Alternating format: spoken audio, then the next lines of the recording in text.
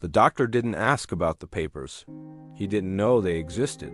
He asked about my stress. It happened during a routine check. Vitals first, blood pressure, heart rate, numbers on a screen. Then he sat down, not rushed, not distracted. He looked at me, not the chart, and asked how I was holding up.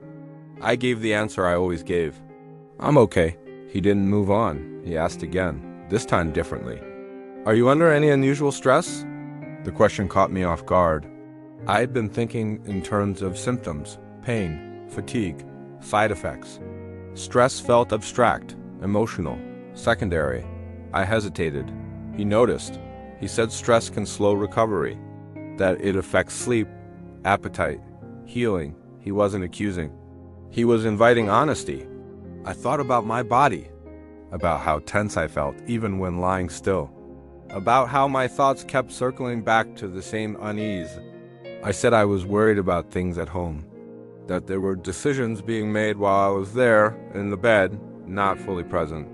He asked what kind of decisions. I paused. The papers came to mind, but they still felt unfinished, like something I wasn't ready to name. I said, family matters. He nodded. Then said something that stayed with me.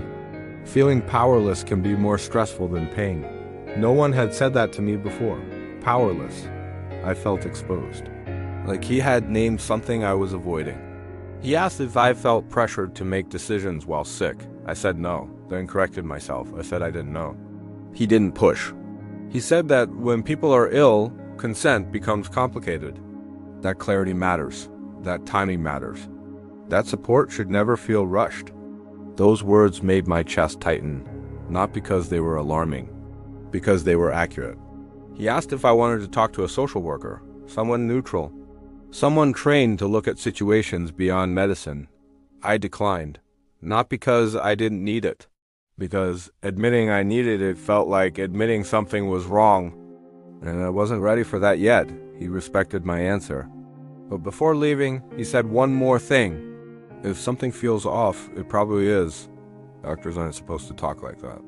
Not vague, not intuitive, but he did. And once he said it, I couldn't unhear it.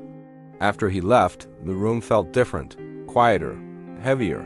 The papers came back into focus, not as an abstract future issue, but as part of my present condition. My stress wasn't separate from my illness, it was feeding it. I realized then that my body had been reacting before my mind caught up.